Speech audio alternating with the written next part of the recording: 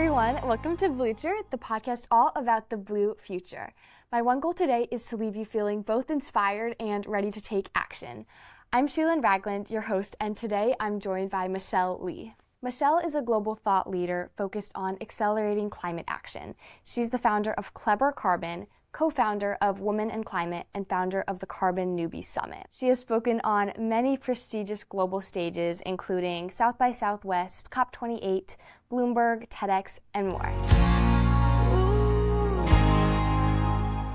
Welcome, Michelle. I'm so excited to have you here. I find it so fascinating that you started your career in the Silicone Valley in the private tech sector, but now you've done all this incredible climate work. So I'm wondering, was there like a turning point for you, or can you just tell me about your personal journey into all this work?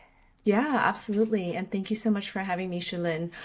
I think my journey was definitely a progression. It wasn't something that necessarily happened overnight, but I do think that I always had this inclination that sustainable actions are a lot of the times common sense, right? If we have a single-use coffee cup and we have 8 billion people on this planet, and if everyone uses one every day, where do we get the raw materials for this? Where do they go afterwards? It doesn't make sense. Let's use reusables. And that's sort of the thought process that I've already had. But moving into tech really taught me something special. And working for companies like Salesforce that really value social impact, giving back to the community, showed me that doing business for good is a win for everyone. It's a win for the customer, it's a win for the company, and it's also a win for the employee. I felt very proud working for a company that gave me 7 days of volunteer time off, set up opportunities for me to volunteer and get back to the community.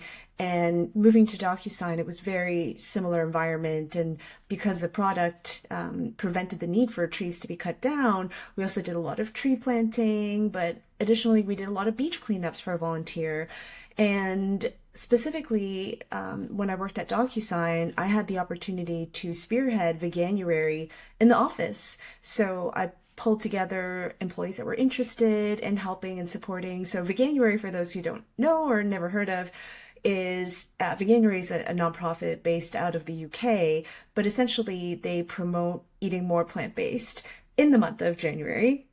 And they have corporate programs, but we sort of kind of created our own where myself and the committee that we had formed, we brought vegan cookbooks into the office. So we had a little library for the month of January. We did a vegan bake-off so people could experiment and taste plant-based baked goods. We did a vegan burger run, and I was living at London at the time. In London, there's so many amazing places that are right by the office, and a lot of them had plant-based options, so that was fun. And I even convinced the company to give us some budget to do a sort of a fancy plant-based pasta making class, and people loved it and just understood that, this food doesn't have to taste bland. We're not just eating salads and being rabbits and bunnies, and that we can get nutrition and protein and all of those things. So long before I started Clever Carbon, I had already, this journey had been progressing. And I started Clever Carbon when I was still working in tech. I saw this gap between action and understanding our impact. Just like before the nutrition label came out, people didn't understand what harm drinking 3 to 4 soft drinks a day would do to our body. This is probably before your time, Shulin. But, people used to drink, 4 soft drinks a day. That was pretty normal until we all found out collectively that there were 40 grams of sugar in a soft drink. And then in an iced tea, people found out that there was only 12 grams of sugar. And so now we have the data, we have the ability to reflect, wait a second, how much is 40 grams? And if I have a lower option, why wouldn't I do that? Because I know sugar's not good for my body, or too much of it isn't good for my body. And consumer behavior changed, as did manufacturer behavior. They started making more healthier beverages like vitamin waters, more iced teas, kombuchas, you name it.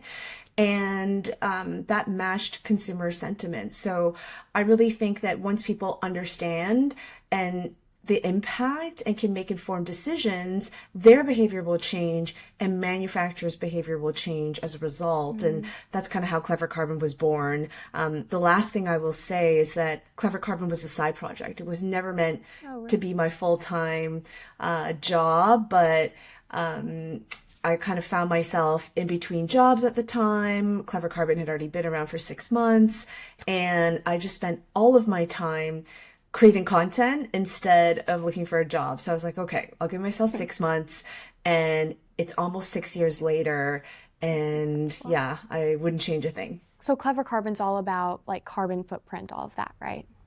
It's about teaching people about the impact of our daily decisions and actions. So yes, it is about carbon footprint. To give you a couple of examples, so the average carbon footprint of an individual, the most updated data, we just did like a wide sort of data update on our website and in our content. The US average is around 15.8 tons for an individual. So this is what they consume and the carbon footprint of that. So things like diet, home energy, commute, flying, etc. So in the US, the average is 15.8. In the UK, it's 7.1, almost half that of the US. In Vietnam, it's 2.5, and in most African countries, it's like 0.5, 0.6. So carbon footprint can be many different things. One of it is our individual carbon footprint, and just understanding the discrepancy and the variability between different countries is a really interesting learning exercise. But then there are our individual actions. So diet is something that I like to talk about a lot. The average vegetarian meal is around 600 grams of carbon emissions. A serving of chicken is approximately like 1,300, and a serving of beef is 7,700, right? If we think about that kind of data in like the sense of a nutrition label, like people just don't know. They have no idea. Like imagine that was calories instead of carbon footprint. Nobody would ever eat beef again, right? Or you'd be in the gym for like 5 days straight afterwards.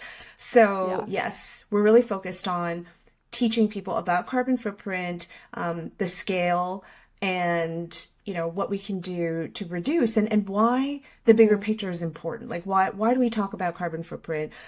Pre-industrial levels of CO2 concentration in the atmosphere were 280 parts per million.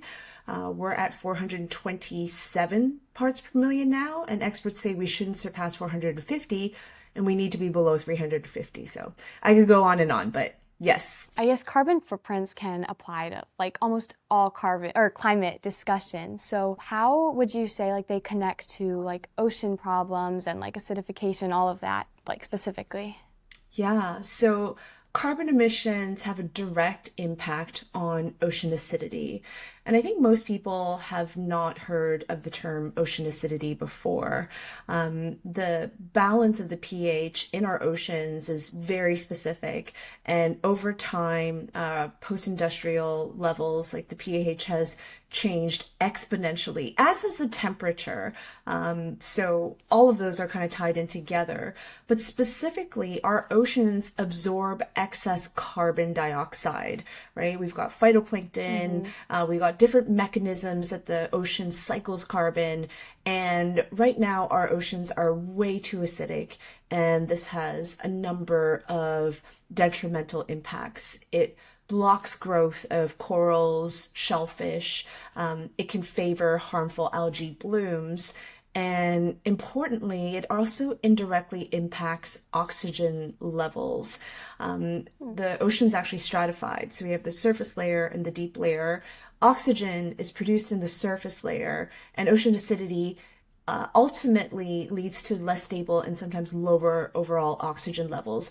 But why that's important is because the oxygen that is generated in the surface layer is cycled down to the deep ocean where so much of marine life exists that we don't know of, we don't see. It's so dark, right? Like we have no idea what's down there.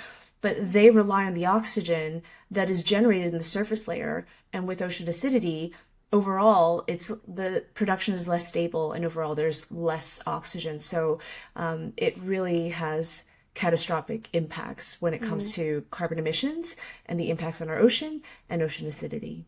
I guess all of us play a role with our carbon footprints in all these problems. But I feel, okay, a little bit about me. I'm from Missouri, and so we're obviously not by the ocean, but I've noticed that a lot of people here, like, we don't really feel like we play any role, like, directly with all these ocean problems, and we're kind of just, like, off to the side, disconnected. Yeah. So do you think there's any way to, like, bridge this disconnect? What a great question. So personally, I focus on corporates. So I'm going to take a step back here, right? Like Okay. corporations play such an important role, especially after we graduate from university. Think about where we learn about things like DEI, mental health, health and fitness, COVID protocols, and AI, right? I'm not sure if you've been part of a corporation yet, Shulin, but our companies give us training on all of these topics, give us best practices. We have employee wellness programs, and I think employers play such an important role when it comes to disseminating information about climate change and educating employees about climate change, because where else are they going to learn this? Potentially from the government. But it's not always the most interesting content. No offense to the government, but you have a certain cohort you need to reach and budget that you have, so it's not always the most fun. So our companies play such an important role, and that's why I offer workshops on carbon footprint for corporates. So, when it comes to employee engagement, people culture within HR teams, they have budgets. Like they do lunch and learns, they hire speakers to come in to benefit employees. So one of my workshops is carbon footprint. That workshop has been around for almost 5 years now. And most recently, I also developed a workshop on the ocean. So going through some of the things that we already mentioned, the fact that our ocean is stratified. We have a surface and deep layer. Like who remembers that from science class in high school, right? Maybe you do, Shulin, but like most of us, it's been quite a while. But also, currents. What role do currents play? Why is that important? What is upwelling, downwelling, vertical mixing? Like why are those really important? Like how does temperature and weather on Earth, how's that impacted by the ocean? So in the workshop, we go through all of those things, and it's definitely not going to be one thing that solves everything, right? I'm one person, and to be fair, people aren't immediately like, oh, I want to take that ocean workshop. They want to take the carbon footprint one because that's what everyone is talking about. But ultimately, I think through even things like pop culture and social media, right? I think celebrities are doing such a big job in raising awareness about climate change, about even ocean related topics. And if we can get more voices to talk about these things, we are definitely better off. If companies bring in all these like sustainability workshops and teach their employees about like ocean and all, how does that help the company itself, if that makes sense?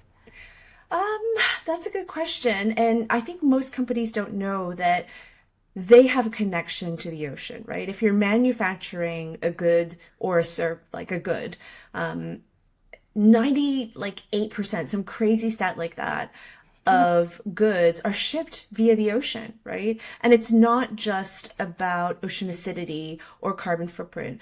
It's also things like sound pollution, which is very detrimental to marine organisms like whales who use sound waves to connect. The ships are very noisy and they cause a lot of stress. And there has been articles that come out that say whales sing less now. It's really sad, right? But not only that, there are marine collisions, right? You want your Amazon Prime item really fast, right? So these things need to be shipped fast. And what happens is they collide with our marine life as well and injure and kill marine organisms. So, in terms of how companies are connected to the ocean, like if you're an AI data center and you're using a lot of heat, you're producing a lot of heat, you're using a lot of energy to cool your data centers or just energy in general to power your data centers, unless you have really thought out how you're doing this in a renewable way, in a clean way, you are generating more emissions, and that's leading to things like ocean acidity. And it's hard, like carbon footprint in itself is hard enough, right? You don't see it, it's a gas, right? In my workshop, we talk about, okay, what is land footprint, right? Let's take a pause. Like, what is land footprint? Like, it's the amount of land that is being used by a certain activity. It could be your house has a land footprint, your office has a land footprint, your city has a land footprint, right? What's water footprint, right? You can actually see measured water. What's waste footprint? You can measure waste. But what is carbon footprint, right? We can't see it. It's there, so it's really hard. And then you have to like connect the dots to something that you can't even see if you're in Missouri. But maybe to answer your original question, like how do we get this information out and raise awareness? It's like the education piece as well, making sure that we're covering these topics early on in the education system so that the kids and children will grow up and have this knowledge and use it in a positive way for the ocean. Why don't you think carbon footprint is like quote unquote a bigger deal? Because like with nutrition, like you were saying, like I feel like most people have like an estimate or a general understanding of how much like calories is in their food, how much calories is in their coffee, like your carbon coffee menu. But like when it comes to carbon footprint, like most people would not know how much calories is in their or how much carbon is in their coffee. Or carbon footprint comes from their coffee. So like, why do you think there's like this disconnect in the first place? Oh, again, it's a metric and a KPI that's hard to really understand because carbon footprint it's invisible, right? We can't see it. And, there are data that come out every month around what the concentration was last month, but like it's not a lot of different data sources measuring it, right? It's not ubiquitous, it's not easy, and no one really cares or uses the information right now. There's probably like a handful of people that use it. But I do think that it is becoming more common, especially with some of the consumer brands like Allbirds, right? They carbon label their apparel. So, a pair of Allbirds shoes, depending on the model, but the model that I remember is 7.1 kilograms per shoe, right? And then they actually have a label that shows consumers the raw materials, the manufacturing, the use of the shoe, and the end of life, like what the carbon footprint is for each of those stages. It looks very similar to a nutritional label. There's a fast casual restaurant chain called Just Salad, and they carbon label their menu so that consumers can choose not only based on the price or the calories, but on the carbon footprint as well. And if you bring a reusable bowl, like this is the bowl that they have internally, it has like their logo on it, but they give you free plant-based toppings. So they even encourage people to eat more plant-based. So I think doing the precursor to a carbon label is a life cycle analysis, and those require an investment from companies to do one. You need a lot of information and data because it's not just carbon footprint. It's a number of different metrics that they measure, things like water, waste, and different chemicals, etc. And it requires an investment. And companies are not going to invest unless their competitive differentiator is sustainability, or they're required to do it by policy or by law. And more countries now are coming out with some guidance on that. So France and Denmark are some of the more forward countries when it comes to carbon labeling. And it'll just take time, but I think eventually it will hopefully be a requirement. Let's say I really want to reduce my carbon footprint. Like how or what steps could I take to like first understand it, and then like what could I do to reduce it? Great question. I would encourage everyone listening to head over to Clever Carbon's website to take the carbon footprint quiz. It is edutainment, but what it helps people understand is what are the big levers in our personal lives that have the biggest impact on carbon footprint. It's our commute, it's how much we fly, energy at home, our diet, our levels of consumption, shopping, all of that. And then second of all, you know, in terms of how to reduce our carbon footprint, I would encourage everyone to really think about food. If we think about steel production, like when I say steel, is it intuitive that it's a high emitting, high carbon footprint, high, carbon intensity industry? I think most people understand. Yeah, it uses a lot of energy. We're producing metal, right? Like it's pretty robust. Steel production is about 10% of global emissions. Commercial flying is somewhere between 2.5 to 3% of global emissions. Food and agriculture is about 25%. It's very high. And if 8 billion people can make more informed decisions to benefit the planet, we can really move the needle and really scale change, right? Right now, we just don't really have a lot of time to course correct. We need to look for those solutions that will give us the biggest bang for our buck. And eating more plant-based is definitely one of those activities. And it's something that we can choose. Like, we can't choose if there's a subway station right by our house or how often the bus comes, but we can choose, with the 3 meals a day, can we eat more plant-based in each and every one of them?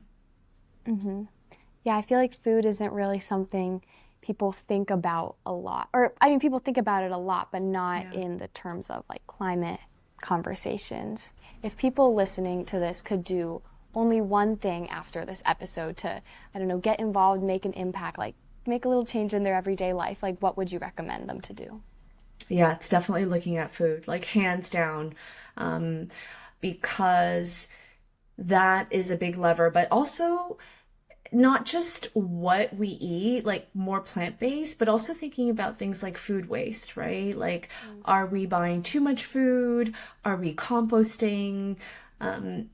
When food goes to landfill, let's say you ate an apple and you have the core and you throw it away, right? If you throw the core in the landfill, the core will typically travel a longer distance because landfills are quite far away from cities. So there's more gas and more carbon emissions as a result. And when the apple goes into the landfill, so many things are piled on top. There's no oxygen in this environment. And as a result, methane is produced instead of carbon dioxide. Methane is a greenhouse gas that over 100 years is about 25 times more potent than carbon dioxide. Over a shorter time period, even more than 25 times. Whereas if you compost your apple, compost facilities are typically close to the city. So it travels less. You don't need as much gas, less carbon emissions there. And in the composting process, they introduce oxygen in. And as a result, carbon dioxide is produced instead of methane, which is a less, carbon dioxide is less potent than methane. Additionally, the soil that is created through compost can go back to fertilize, new crops, etc. So it's a more circular process. So not just the food that we eat, but also things like food waste, how we handle food at its end of life. Is there anything else like you'd like to talk about or share about your work, like anything coming in the future that we haven't talked about yet? I think we had discussed a question around, what can youth do? What can young people do, right? And I think having conversations with your parents can be really impactful, right? Your parents hold the budgets to the household, they make a lot of the decisions, and they work for corporations. So when it becomes personal to them, they have more of an interest to make improvements, whether it's their own personal lives or at their place of work, which I think is really, really impactful. So definitely talk to your parents. I guess this is really putting you on the spot, but is there anything that you wish you would have known or done at my age? Yeah, I mean, I wish I had known all of the information and data, right? Like, I come from an Asian family background and we are very meat heavy. And I wish I had known earlier about the carbon footprint of food because I would have definitely went vegetarian way earlier. I went vegetarian in 2017, but yeah, having known that information, I probably would have done it way sooner, and as a result have reduced my carbon footprint significantly a lot sooner as well. Thank you so much for just taking the time. I just feel so like happy to be able to talk to you, and thank you for everything you're doing and for being here. It's such an honor. Yeah, congrats on the podcast, Shulin, and keep up the great work. Well, that wraps up today's episode of Bluture. Again, a huge thank you to Michelle Lee for taking the time to share all the incredible things she's doing.